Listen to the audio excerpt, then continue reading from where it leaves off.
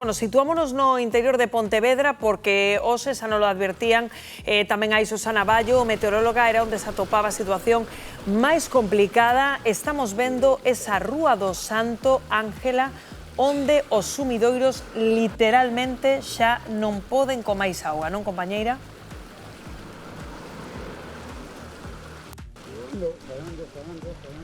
Pois cuarto día de inundacións nunha semana aquí nesta Rúa do Santo. Rebeca, os veciños como estades agora mesmo? Pois estamos moi fartos porque ninguén nos dá unha solución e estásenos estragando todas as cousas, as vivendas, os garaxes, hai xente que non pode sair dos seus fogares, outros que teñen que desaloxar antes cando xa se sabe que vai pasar isto.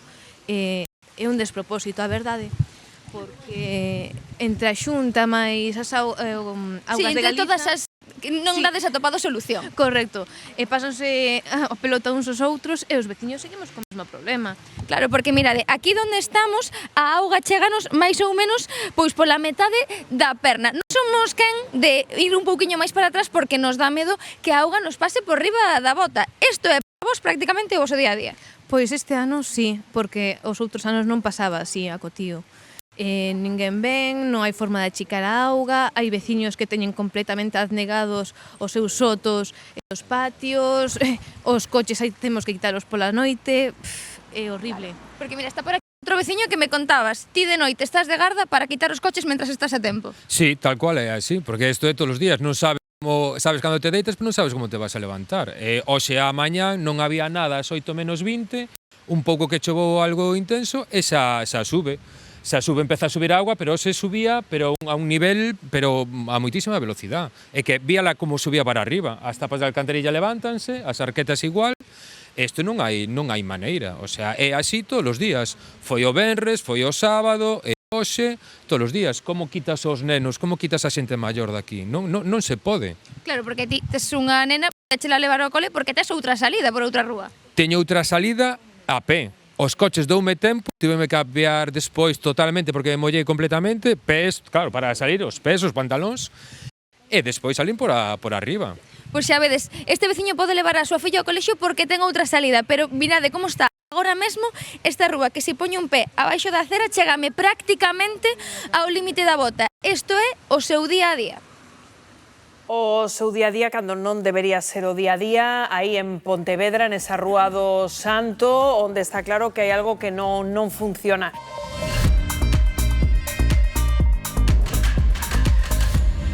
Compañeira Ángela, segues aí cas botas de auga postas porque hai casas que están convertidas en auténticas piscinas, como a esa onde te atopas, non?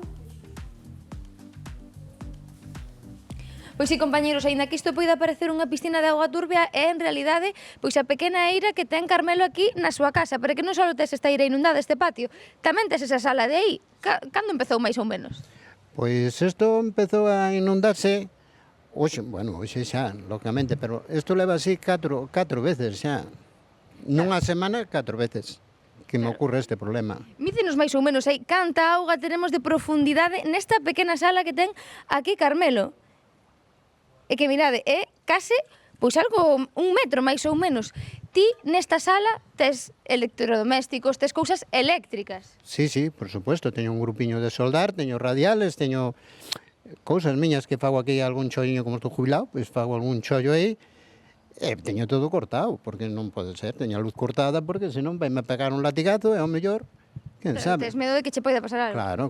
Claro, porque ti esta noite, por exemplo, dormiches ou quedaches en vela vendo que lle podía pasar a casa? No, esta noite non tomen agua, mentre non se inunda ali a carretera non teño agua, porque vou achicando, teño unha bombiña aí pequena, pero claro, non me dá vío.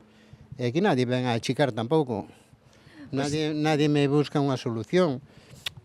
Tampouco sei a quen dirigirme en concreto, a ver, a donde pedimos? Eu quero que alguén me dé unha solución, pero non me dan.